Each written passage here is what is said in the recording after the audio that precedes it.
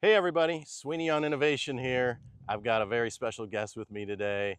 Good friend of mine, Will Joyner. Will, say hello. Hey everyone, how's it going? Hey, I thought we'd just keep the conversation going around AI a little bit, maybe talk a little bit about organizational dynamics. Will has a ton of relevant experience that he can share, but as you all know, we're going to keep this short to a couple minutes. Will, maybe do you want to share a little bit about your background, your Yeah, roles? sure. I'm a design leader. I've been managing teams. As at Amazon, managing the B2B payments team.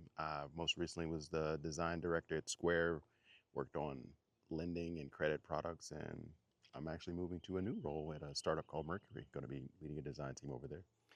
Awesome, man. That's congratulations on the move. Yeah, Hopefully that's thanks. a good thing Yeah, for you. excited about it. Um, we've had conversations around AI in the past. I think maybe we just hit some of those high points for everyone.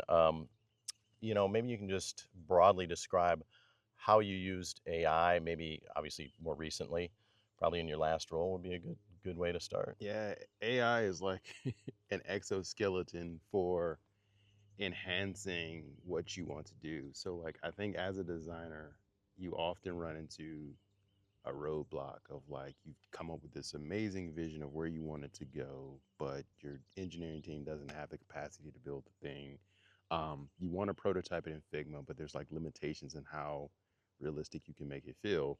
And so with some of the AI coding tools, it just kind of allows you to so vibe coding is the thing now. It kind of allows you just kind of follow that stream of consciousness and kind of build out an MVP that you can prototype. You can actually get on your phone. You can do it on your launch it on like a website and just like test it and see where it goes and show it to other people and get like feedback right away. And the I feel like every week these tools are getting more powerful. There's a new tool out and you're able to just do months worth of work in just like an afternoon. It's like insane. And so it really comes down to like how creative can you be, um, what your prompt game is like, um, just using your imagination to like really think big and just kind of push the envelope a bit. Do you think it's changing like organizational expectations because you're more productive? Like, have you seen a change there, or is the organization still like they're used to your usual throughput? Yeah, every organization is like scrambling in different ways. Like some organizations are moving to more of like an AI first mentality. And what that mentality is that they want teams to leverage AI in as many ways as possible and almost experiment with it to Mm, figure out ways to kind of make things a bit more efficient. In some cases, they're looking at it from a hiring standpoint. It's like, hey, can AI take care of this, or do we actually need to hire someone? And if AI can do it, then unfortunately, like they rely on the AI to do that.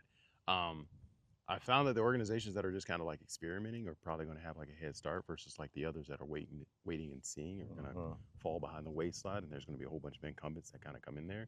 Everyone's throwing spaghetti at the wall right now, and so it's a matter of like, do you want to just try a bunch of stuff, or are you being like really mindful in what you're trying, but you're still moving at some speed, but you're also taking calculated risk. I think whatever you do, you need to be trying something, and I feel like everyone should be like learning and just diving in the best they can. Yeah, so that's what I'm seeing. Personally, what's been the worst? Let me take a little walk here.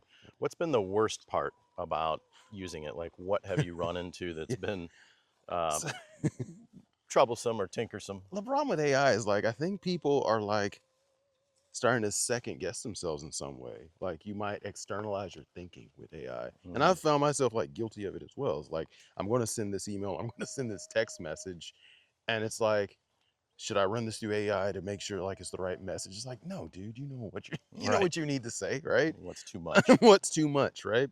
Um, And now and people read through, right? You can tell you can often when things are once you get yeah, you start to pick up on cues that this has been written in AI, and it's like it's not as genuine. And then you start to say like, is this a real person or is this like an AI right. person, right? And so I think there's that, and I think that some companies aren't really sure how to use AI, and so they're just like, use AI, put AI in there, and it's like, but does it need AI? Hmm. Did this work just fine the way that it was? Right. And I feel like AI should be used to help solve friction points. Mm-hmm. So something that was really hard to do, or something that was like really, really hard to like integrate. Um, I feel like that's when AI comes into place. It's invisible, it's seamless, and it's in the right Right. in the right As moment. opposed to a shiny object As that's opposed to a like, shiny object that hey, you we're can trying to differentiate, but we really don't know what the heck the value of exactly this is like to the market. exactly like you didn't need this thing. Like you had a thing and now you're just adding this extra feature that nobody asked for. And so I think there's an aspect of like, is it desirable? Does it have like utility? And I feel like those are things you should always be asking yourself before you integrate AI into like a workflow. Right.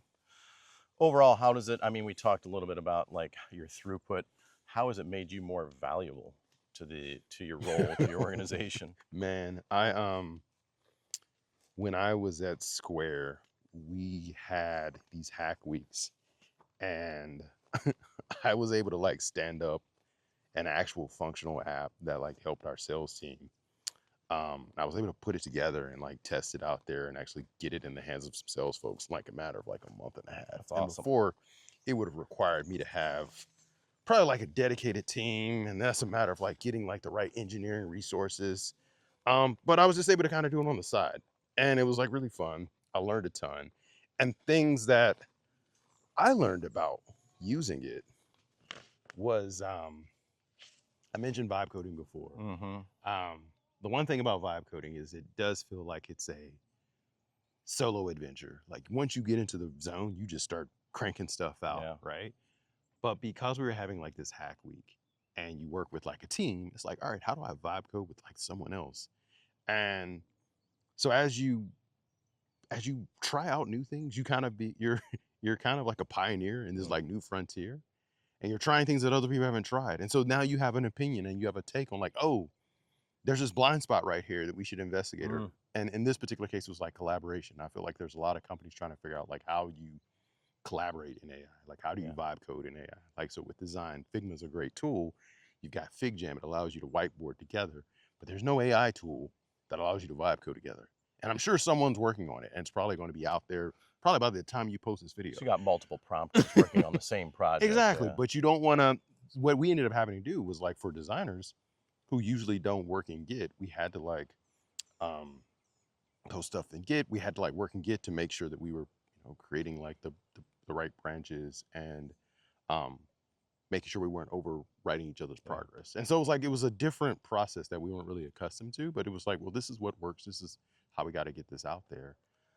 So to answer your question, I would say like what's been how I think how it's made me feel more valuable is just that by being an early adopter and kind of just like diving in, Mm-hmm. you have a point of view and a perspective, and you can also advise customers and businesses who are trying to figure out how to use it, Yeah.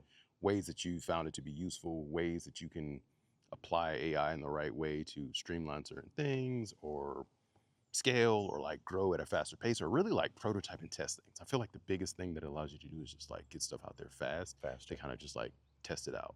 That's good. So it's more human centered. You're getting more market and organizational involvement in the design process. What about the other side of that? Do you think that there's a risk, to impacting like a designer's creativity or any other sort of like, could it act as a crutch or a limiting factor in some way for people that grow up, especially with AI, Yeah, as a designer? there's that risk in I think in a lot of industries. So like if you've been designing as long as me, you you started cutting your teeth, you were like designing like icons from like scratch in like Right. Photoshop and like that's like hard work. Pixels, yeah. Pixels, right? Like pixel design, like that was Yeah. like a sacred art form.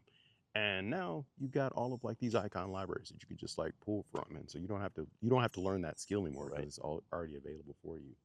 And so AI is a lot like that. It allows you to